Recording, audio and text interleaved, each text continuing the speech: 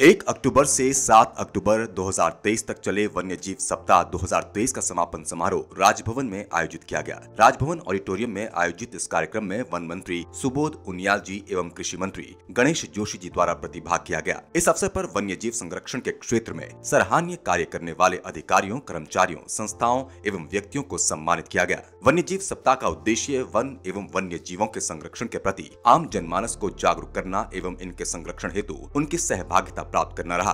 इसी उद्देश्य से इस सप्ताह के दौरान पूरे उत्तराखंड राज्य में वन विभाग के समस्त प्रभागों एवं वृत्तों में विभिन्न कार्यक्रमों का आयोजन किए गए। इस दौरान विशेष तौर पर वन्य जीव संरक्षण संबंधी गोष्ठियों, कार्यशालाओं का आयोजन, स्कूली बच्चों के मध्य निबंध लेखन एवं चित्रकला प्रतियोगिता, वाद विवाद प्रतियोगिता, वन्य जीवों पर आधारित फिल्म प्रदर्शन, वन एवं वन्य जीवों की रोचक गतिविधियों के बारे में अवगत कराने सहित मानव वन्य जीव सह अस्तित्व के बारे में जनमानस को प्रेरित करना इत्यादि कार्यक्रम आयोजित किए गए। समापन समारोह में कॉर्बेट टाइगर रिजर्व की फिल्म का अनावरण किया गया एवं विभागीय प्रकाशनों मानव कुलदार संघर्ष न्यूनीकरण के संबंध में भारत सरकार द्वारा जारी दिशा निर्देशों का हिंदी रूपांतरण सिक्योर हिमालय परियोजना के अंतर्गत a compendium of best practices for secure Himalaya project एवं सेब के मूल्य वर्धित उत्पाद, जूस एवं जैम बनाने हेतु तकनीकी मार्गदर्शिका का विमोचन किया गया। उत्तराखंड में 70% से अधिक वन क्षेत्र है। वन्य जीव एवं वन संपदा हमारी अर्थव्यवस्था को पूरी तरह से बदल सकते हैं। हमें इनके महत्व को समझना होगा। हमारे पास वन संपदा का अत्यधिक भंडार है जो हमारे लिए अनमोल उपहार है। हमें प्राकृतिक संसाधनों के समुचित उपयोग पर ध्यान देने की जरूरत है। जय हिंद। आज सचमुच एक प्रजाति है, एक सामूहिक आत्मा है जो बहुत खुश होगी कि हम सब ने, पूरे परिवार ने इकट्ठा होकर एक सप्ताह वन जीव और वन पौधों के बारे में सोचा है। हमने श्रद्धा से एक सप्ताह अपने आप को उनके बारे में जागरूकता, awareness, our commitment to them, इसके बारे में दिमाग में सोचा है कि हम क्या कर सकते हैं। जितने भी टाइगर्स होंगे, जितने भी एलिफेंट्स होंगे, जितने भी बर्ड्स होंगे, जितनी भी तितलियां होंगी उत्तराखंड की, कहीं ना कहीं आत्मा में वो हमको आशीर्वाद अवश्य दे रहे होंगे कि थैंक गॉड कि इन्होंने इतनी श्रद्धा से एक सप्ताह हमारे बारे में सोचा है।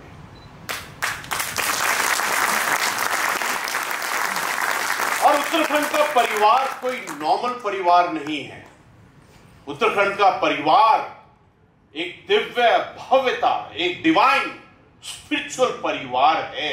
हमको अपने परिवार की स्ट्रेंथ के बारे में मालूम होना चाहिए दैट वी आर 72% ऑफ हमारा जितना क्षेत्रफल है 72%। और ये प्रभु का ऐसा वरदान है जो एक इतना बड़ा चमत्कार कर सकता है। अगर if we know how to respect forest, how to relate to forest, और हम फॉरेस्ट और उसके पूरे वन जीव, वन पौध, जड़ी बूटियों के साथ में अगर हम रिश्ता कायम कर सकते हैं। मुझे ऐसा लगता है कि शिव जी ने हमको 3 वरदान दिए हैं। एक टूरिज्म का, ताकि हम पूरी मानवता को उत्तराखंड में बुलाएं, आमंत्रित करें। दूसरा हार्टिकल्चर, हमारे लोकल प्रोडक्ट्स, यहां की जो मक्खियां हैं, हनीज हैं, यहां की जो गायें हैं, जो पशु हैं, उनका जो दूध, घी और प्रोडक्ट्स हैं पूरी दुनिया में अलग हैं। और तीसरा wellness, which is based on जड़ी बूटियां, आयुर्वेद। और ये पूरी संपदा हमारे फॉरेस्ट के अंदर भी है। जिस दिन हम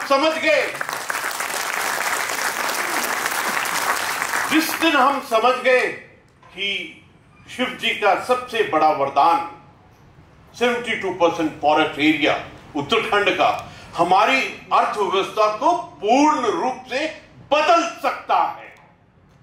मुझे ऐसा लगता है कि जो जंगल इको टूरिज्म उत्तराखंड का है उसके कंपैरेटिवनेस में पूरे वर्ल्ड में ऐसी जगह नहीं है जहां इतना टूरिज्म हो सकता है। ताकि आपकी आत्मा इस पॉइंट के साथ देखिए, आज हम वन्य जीव सप्ताह मना रहे हैं, इसमें भी क्या वर्ड है, राजा, किंग, और उसके साथ में भी जी। हमारी जो फॉरेस्ट वन के साथ में रिश्ता है वो एक रॉयल और रिस्पेक्टफुल का है। मुझे ऐसा लगता है कि अवश्य ही जो जागरूकता, जो एजुकेशन, जो अंडरस्टैंडिंग इस हफ्ते हुई है, और मैंने जो फोटोग्राफ्स देखी हैं यहां आने से पहले, वो फोटोग्राफ्स इतनी श्रद्धा से ली गई हैं, उसमें हर एक पंछी का एक इमोशन, उसकी खूबसूरती, उसमें जो कलर हैं। मैं एक बात बता रहा हूं, अगर इसका आप प्रचार प्रसार करेंगे तो 7.8 बिलियन जो मानवता धरती में है वो पूरी की पूरी उत्तराखंड में इनको देखने के लिए आए।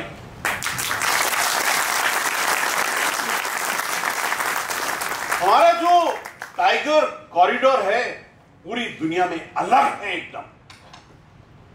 हमारे जो हाथी हैं अपने आप से उनका नंबर, उनका रूप, उनकी चाल अपने आप से अलग है। मैं आपके साथ एक साझा करना चाहता हूं मेरे जीवन का हाथियों के साथ में संवाद। मैं यंग मेजर था, श्रीलंका में हमारी पोस्टिंग थी। श्रीलंका के जंगल भी बहुत सुंदर हैं और आमतौर पर हमारी ड्रिल होती थी। रात को हम लोग अम्बुश साइट में जाते थे ताकि सूर्य उदय होने से पहले हम अपने अम्बुश साइट पे एलटीटी टेररिस्ट का वेट करें और आने पर उसको अम्बुश करें। तो एक दिन हमारी टोली 10-15 थे हम। मैं असम रेजिमेंट का हूं। मेरा जो बच्चा लोग हैं, मेरे जो सोल्जर्स हैं, जवान हैं, वो पूरे नॉर्थ ईस्ट के हैं, नागा, मिजो, उस इलाके के हैं। And they love jungles. तो हम अपने एम्बुश साइट पे थे। I was the commander there. तो मैंने देखा एक हाथी आया, जो श्रीलंका के हाथी है ना, लाइट ब्राउन, स्मार्ट, ऐसा लगता है नहाया धोया टाइप है ऐसे बिल्कुल। He came and he looked at us. He must be about 30 metre from us. I and ऐसे ऐसे देखने लग गया, like a good soldier he was looking at us. तो मेरे को ऐसा लगा as a commander of the mush party की यार कुछ गड़बड़ होने वाला है, ये शैतान सा हाथी है। उसके बाद में एक और आया, बिल्कुल सेम साइज, लग रहा था फर्स्ट कजन है उसका। वो भी ऐसे दोनों आपस में ऐसे करने लग गए। उसके बाद में तीसरा आया and exactly the same height, colour, everything. एक ही परिवार के होंगे लेकिन तीनों ही नटखट और शैतान से लग रहे थे। मुझको लगा कि कुछ गड़बड़ होने वाला है। तो मैंने अपने जेसीओ साहब को, अपने जवानों को बोला थोड़ा सावधान से रहो, कुछ भी हो सकता है, इनकी इंटेंशन नियत ठीक नहीं लग रही है। उसके बाद में एक और आया जो उनका पिताजी था, मतलब कि उनसे 1 फीट बड़ा, थोड़ा और मोटा, स्मार्ट। वो आया, उसने देखा ये तीनों क्या कर रहे हैं, वो भी खड़ा हो गया। उसका भी कुछ इरादे ठीक नहीं लग रहे थे। और देखते ही देखते एक पांचवा आया और वो उन सब का दादा टाइप, ग्रैंडफादर। वो फादर से भी 1 फीट ऊंचा और उसके बदन से पता लग रहा था कि बहुत एज है उसकी। और आके उसने भी देखा क्या हो रहा है ऐसे करके। तो हमको लगा कि अब कुछ गड़बड़ होने वाला है। तो मैंने अपने रॉकेट लॉन्चर वाले को बोला ध्यान से, एलएमजी वाले को बोला ध्यान से, लेकिन मेरा हुक्म के बगैर कोई एक्शन नहीं होगा। मैं खुद खड़ा हुआ और अपना हथियार अपने जवान को दिया। यू वोंट बिलीव क्या हुआ। मैंने खड़ा होकर हाथियों की तरफ ऐसे हाथ जोड़ा और जो सबसे बुजुर्ग था उसकी तरफ मैंने बोला, गजराज जी, हम फौजी हैं, हमारी आपसे कोई दुश्मनी नहीं है। हम एलटीटी और मिलिटेंट्स के साथ मुठभेड़ के लिए आए हैं, आपसे हमारा कोई दुश्मनी नहीं है, आप कृपा जाइए। हम तो गणेश जी को पूजते हैं, आपको पूजते हैं। बिलीव यू वोंट बिलीव, ऐसा लगा कि वो सबसे बुजुर्ग वाला हाथी, ग्रैंडफादर हाथी, वो समझ गया, वहां से वापस चला गया। उसके बाद में जो फादर वाला था वो भी थोड़ा ऐसे, ग्रैंडफादर गया तो वो भी थोड़ी देर बाद चला गया। जो तीनों थे उनका दिल नहीं था जाने का, लेकिन हुक्म होगा वो भी चले गए। मैं इसलिए बता रहा हूं आपको कि ये जितने भी हमारे वन जीव हैं, ये हमारी भाषा, हमारी नियत, हमारे सोच, हमारी प्लानिंग, हमारी श्रद्धा को पूर्ण रूप से जानते हैं।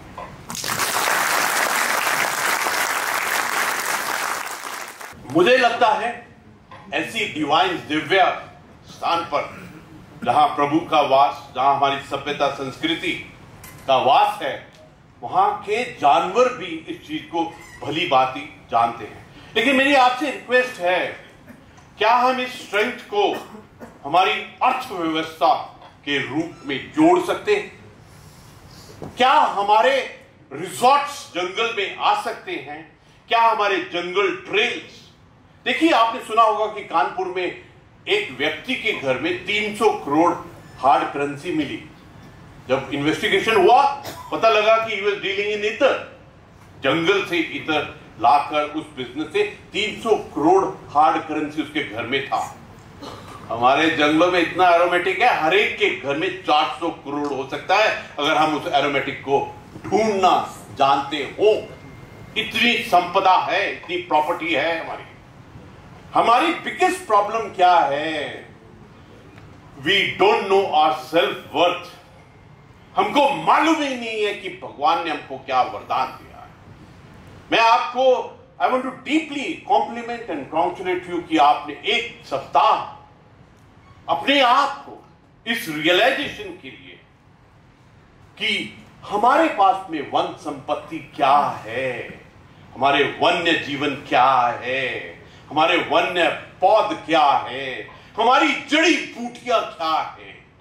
कोविड के बाद में पूरी दुनिया को एक चीज का रियलाइजेशन हुआ है कि भारत में कुछ तो अलग है, एक नेशनल रेजिलियंस, जहां कुछ ऐसी विद्या, ज्ञान, विजडम है, क्योंकि पूरी दुनिया का हेल्थ सिस्टम ढह गया और भारत की जो नेशनल रेजिलियंस है that stood.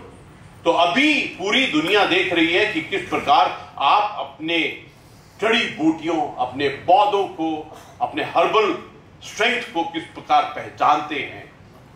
Can we respect this property that we got with us?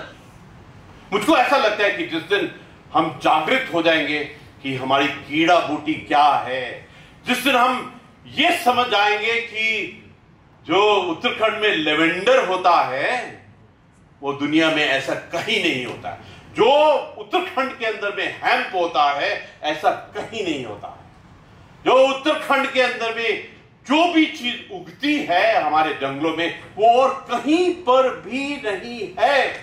We have got exclusive arena of ownership.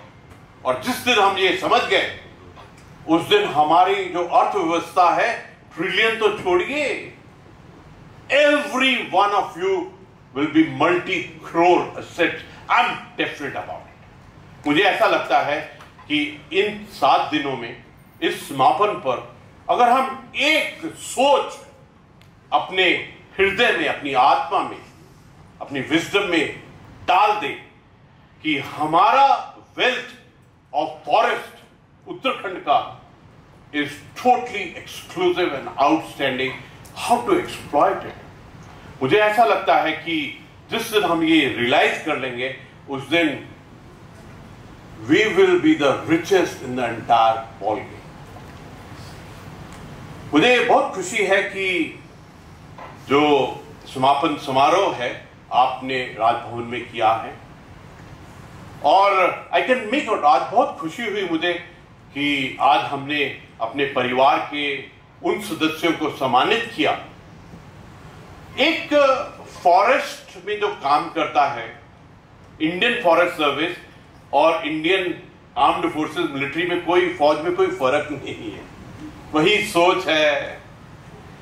कभी कभी ऐसा लगता है कि I hope we are looking after our people in the forest department, जो जंगलों में काम करते हैं, उनकी देखभाल कर रहे हैं, उनके परिवारों की देखभाल कर रहे हैं, उनके बच्चों की स्कॉलरशिप स्टडीज के बारे में सोच रहे हैं। ये बहुत इंपॉर्टेंट बात है कि हम फॉरेस्ट के जितना भी हमारा परिवार है, जो फॉरेस्ट डिपार्टमेंट का परिवार, जो फॉरेस्ट के संरक्षण करते हैं, उनका देखभाल करना हम सब के लिए बहुत जरूरी है।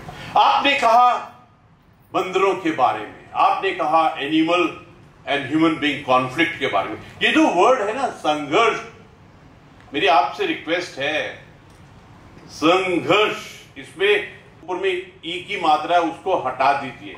ये हमारे संग ही रहेंगे, ये हमारा परिवार है। Learn to live with that.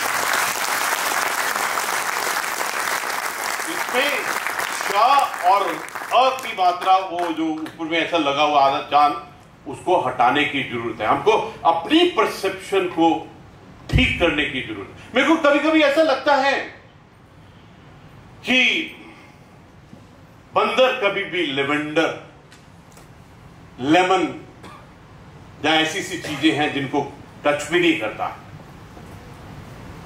और मेरे को लगता है कि अगर हम वानर को समझ गए, इसका मतलब हम अपने आप को समझ गए।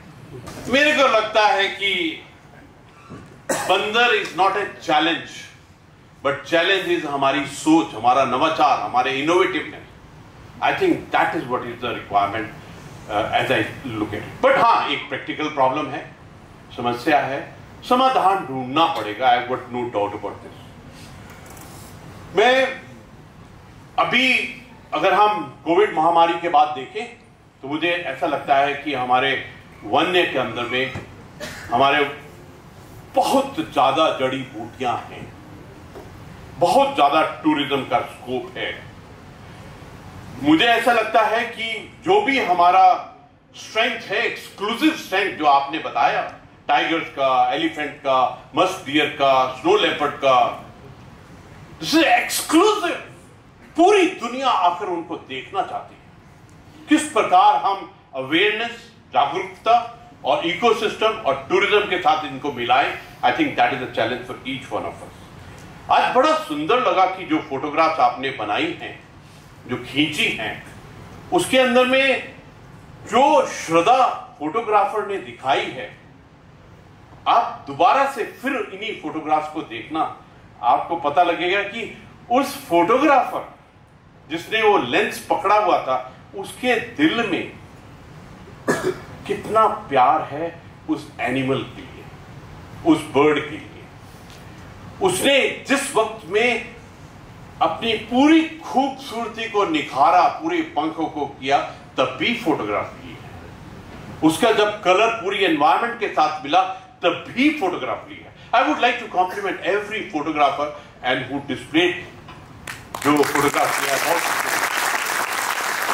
आज मुझे एक बात की बहुत खुशी हुई कि जितने भी आपकी लीडरशिप है, फॉरेस्ट की लीडरशिप है, जो मंत्री जी का, माननीय मंत्री जी का जो गाइडलाइन और आपको आदेश है, जो उनकी सोच, इंटेलेक्चुअल सोच है, उसके कारण जितना भी आपने आज प्रकाशित किया है, पब्लिकेशंस किया है, माय बिग कॉम्प्लीमेंट्स। आमतौर पे हम कहते हैं कुछ तो करो, लेकिन आज तो आपने बहुत ही ज्यादा किया है। और मैं आपको बताऊं, ये सबसे लास्ट जो बुक रिलीज की थी राजा जी टाइगर के ऊपर में 2023, इसके अंदर में 68 टाइगर्स की पर्सनल फोटोग्राफ्स हैं। अगर आप पूरे 68 को देखेंगे तो every animal is different from another animal. अगर आप उनको ध्यान से देखेंगे तो आप उस फोटोग्राफ में उनकी आत्मा के साथ में भी रिश्ता जोड़ सकते हैं। That's the beauty by which this publication has been. Let's clap for all this. कभी कभी ऐसा लगता है, ये जो वर्ड संघर्ष हम बात कर रहे थे, कॉन्फ्लिक्ट बात कर रहे थे, somehow I am very impressed जो हमारे DFOs हैं, जो हमारे यंग DFOs हैं, IFS के, दे आर वेरी गुड। मैं जब भी किसी डिस्ट्रिक्ट पे जाता हूं, जब मैं उनसे मिलता हूं, जब मैं उनको सुनता हूं, I get so enchanted. DFOs की इन्वॉल्वमेंट जंगल में इतनी सुंदर है। मैं एक DFO को मिला, उसकी पैशन है फोटोग्राफ लेने की। ही वॉन्ट्स कि जो वो खुद देख रहा है वो पूरी दुनिया को दिखाए। एक और DFO को मैं मिला, उसका दिल में ऐसी एक भावना थी कि मैं किस प्रकार पूरी सोसाइटी को मिलाकर, हर जन को मिलाकर, ये जंगल फायर है, इसके अगेंस्ट में क्या मैं रेवोल्यूशन, क्या क्रांति ला दूं, कैसे पूरी जनता के इन्वॉल्वमेंट कर। In fact I am deeply impressed with the DFOs जो हमारे उत्तराखंड में है। My deepest compliment to each of. Actually ये जो वन जीव है ना हमारे उत्तराखंड का, ये बहुत दिव्य है। I want to share personal experience. जब मैं नैनीताल गया तो अगले दिन टाइगर रिजर्व फॉरेस्ट में गए, रामपुर के वहां पर। तो मैंने अपने आप रात को फिर पूजा करते हैं सोने से पहले, मैंने वाहेगुरु को बोला, वाहेगुरु, कल जब अपने भगवान को बोलते हैं तो अपनी मदर टंग में बोलते हैं, तो मैंने बोला कि वाहेगुरु कल उत्थे जा रहे हैं Jim Corbett tiger reserve which, बेइज्जती ना करा दियो, टाइगर नू जरूर बुलवायो। तो मैं रात को प्रेयर में ही बोल रहा था, जितने भी टाइगर हैं वहां पर, मैं I am going as a राज्यपाल गवर्नर, ऐसा ना हो कि एक भी दिखाई नहीं दिया, ऐसे बेइज्जती करा के वापस आ जाओ। तो मैंने बड़ी श्रद्धा से पूजा की और अगले दिन पहले तो कोई दिखाई नहीं दे रहा था, फिर सडनली एक दिखाई दिया, फिर दूसरा दिखाई दिया, और दूसरा वाला इतना श्रद्धापूर्ण, इतना दिव्य भव्य, वो आके एकदम यंग, एकदम आपके सामने में इतना सुंदर से चल रहा था, मजा आ गया। मुझे ऐसा लगा कि वो जो ब्रह्मांड के इंटरनेट में मैंने वाहेगुरु को रिक्वेस्ट किया, वाहेगुरु ने उस टाइगर को बोला और वो टाइगर आके मेरे को मिला। ये कहानी पूरी रिश्ते की है। आपका वन्य जीव के साथ में रिश्ता क्या है, वो भी उत्तराखंड के कॉन्टेक्स्ट के अंदर में, ये पूरे भव्य और दिव्य है। और मुझको ऐसा लगता है कि अगर आप गहराई से देखेंगे तो ये जो उत्तराखंड का वन्य जीव है, ये पर्यावरण के लिए एक अनमोल उपहार है। सबसे पहले अगर कुछ गड़बड़ होगा तो वार्निंग यही देंगे, उनसे हमको सीखने की जरूरत है। अगर विश्व का तापमान, हम कहते हैं ग्लोबल वार्मिंग, ग्लोबल वार्मिंग, अगर उसको ठीक करना है, एक संतुलन को ठीक करना है, तो only place where we need to correct first is the forest. मैं एक चुनौती देना चाहता हूं जो हमारे IFS का पूरा लीडरशिप है, आप सबको देखिए, जब यहां मुगल थे, अंग्रेज थे, वो हमारे फॉरेस्ट को डिफरेंट नजर से देखते थे। अंग्रेज तो देखते थे कि किस प्रकार हम यहां से सब कुछ लकड़ियां, टिम्बर विम्बर करके इधर में उधर में, इंडस्ट्री में, इंग्लैंड में, कहा यूरोप में भेज दें। उनकी सोच अलग थी। उन्होंने हमको एक गार्जियन का, कौन अंदर जाएगा कौन बाहर जाएगा, इसके ऊपर में रूल और सोच विचार दी। लेकिन इंडिपेंडेंट आजाद भारत का और फॉरेस्ट का क्या रिश्ता होना चाहिए, ये आपको री इन्वेंट करना पड़ेगा। ये आप सबको मैं चुनौती दे रहा हूं कि आजाद भारत में फॉरेस्ट को किस प्रकार से प्रभु का आशीर्वाद, वरदान समझकर अपनी अर्थव्यवस्था, अपना विकास, खुशहाली, समृद्धि के लिए किस प्रकार से इस्तेमाल कर सकते हैं, इसके बारे में सोचिए। और मैं एक चैलेंज आपको देना चाहता हूं, स्टेट चैलेंज।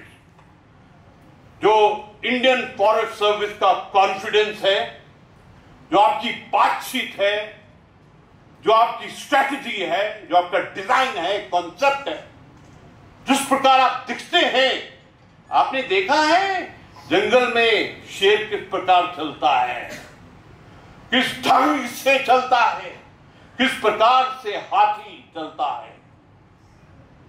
अगर उत्तराखंड के अंदर में 72% फॉरेस्ट है तो मेरा आईएफएस का हर एक कर्मचारी उसी टाइगर, उसी हाथी और उसी कॉन्फिडेंस से चलना चाहिए।